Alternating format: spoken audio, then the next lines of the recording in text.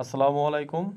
আজকে হঠাৎ দেখলাম কিছু বাচ্চারা এই টিয়া পাখি দুইটা ওরা নিয়ে যাচ্ছে বিক্রি করার উদ্দেশ্যে। তখন আমি একটু ভালো করে খেয়াল করে দেখলাম টিয়া পাখি দুইটা হচ্ছে প্যারেন্টস টিয়া, যারা এর আগে ডিম বাচ্চা করেছে। তো এই টিয়া আসলে ওরা নিয়ে যেখানেই সেল করুক না কেন, এরা আসলে পোষ মানবে না। তা টিয়া দুইটা দেখলাম বেশ অনেক ওর ভিতরে লাফালাফি করছে, ঝটাপটা করছিল বের হওয়ার জন্য।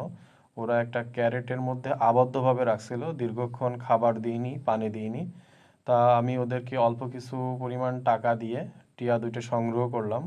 সংগ্রহ করে বাসায় নিয়ে আসলাম, নিয়ে এসে আমি আমার একটা খাঁচার মধ্যে ওদেরকে রেখে কিছু পেয়ারা এবং পানি দিলাম। ওরা পানিটা খুব একটা খাইলো না, কিন্তু ওরা খুবই ভালো মনে পেট ভরে আসলে পেয়ারা খেলো, এবং পরবর্তীতে আমি কিছু কলা দিয়েছিলাম। কলাগুলো খুব সুন্দর মতো কলাগুলো খেলো। তা এই প্যারেন্টস টিয়া আসলে পুষে কোনো লাভ নাই। এই প্যারেন্টস টিয়াগুলো খাঁচার মধ্যে আটকায় রাখতে রাখতে একটা সময় এরা শুকিয়ে মারা যাবে। সো দেখা যাচ্ছে অনেকে শখের বশে পালন করেন, কিন্তু আসলে এই ধরনের টিয়া পালন করা ঠিক নয়।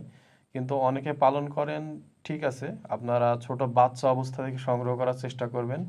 কিন্তু এই ধরনের বড় টিয়া নিয়ে শুধু শুধু এদের বাসায় যদি বাচ্চা বা ডিম থাকে, ডিমগুলো নষ্ট হবে, বাচ্চাগুলো মারা যাবে। অন্যথায় এই একটা সেট নষ্ট হবে, প্রাকৃতিক সৌন্দর্য হারাবে, আমাদের প্রকৃতি সৌন্দর্য হারিয়ে ফেলবে। সো আপনারা এই ধরনের বড় টিয়াগুলো সংগ্রহ করবেন না, এদেরকে পরিবেশে মুক্ত করে দিবেন।